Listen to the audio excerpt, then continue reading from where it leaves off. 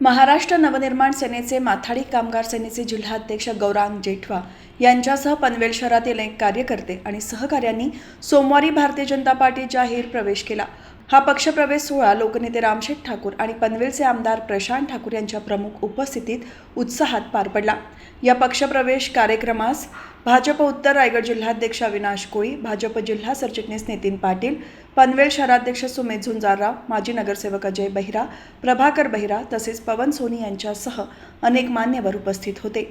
गौरांग जेठवा यांच्यासोबत राजेश चौधरी, मानवा पुंजारा, सुदेश घरत, प्रणित म्हात्रे, संतोष गोळे, शुभम नांद्रेकर, साईराज बताळे, भार्गव ठाकूर यांच्यासह शेकडो कार्यकर्त्यांनी भाजपमध्ये प्रवेश केला आहे।